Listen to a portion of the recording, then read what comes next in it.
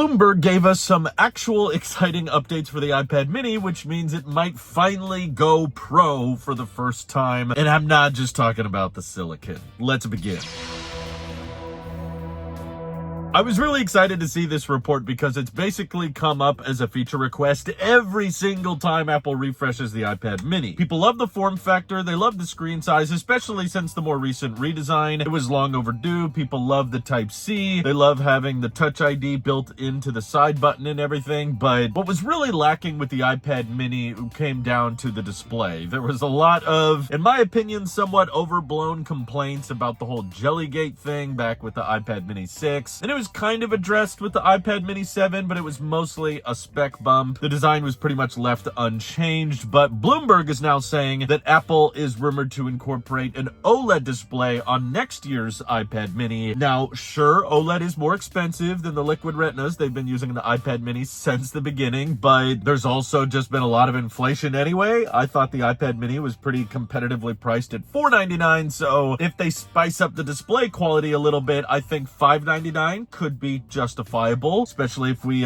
see a storage bump in there again. But what really gets me excited with the adoption of an OLED display is it increases the likelihood of Apple including a ProMotion display. Now, in years prior, I would have said like, no, Apple leaves ProMotion as just a Pro feature. So it's been rumored for a while now that, you know, the iPad Airs would get an OLED display, but a lot of us were thinking, you know, iPad Air and iPad mini, even if they got OLED, they would probably stay capped at 60 hertz because Apple wants you to buy the Pro iPad. But the only reason I have a little bit more hope now is that Apple has officially included the fully unlocked ProMotion display, no downsides, in the regular iPhone 17 and iPhone Air. Neither of those phones are technically branded as Pro, and yet Apple includes the full 120 hertz display that even goes down to 1 hertz. So that's not a guarantee, that's not like a definite feature lock, but I just feel like it's evidence that Apple is willing to see that, like, okay, the market expects this at lower price points. We can't lock this as a Pro feature anymore, and they've probably got a lot of feedback and realized, hey, what else can you really do with the iPad mini? You gotta cram Face ID in there? Is that a good reason to upgrade? No, not really. People are fine with Touch ID, especially given the foldable iPhone is probably gonna have Touch ID on the side. You don't want to take that away and act like Face ID is a premium feature when around the corner you're gonna launch a $2,000 iPhone without Face ID. So Apple should really save Face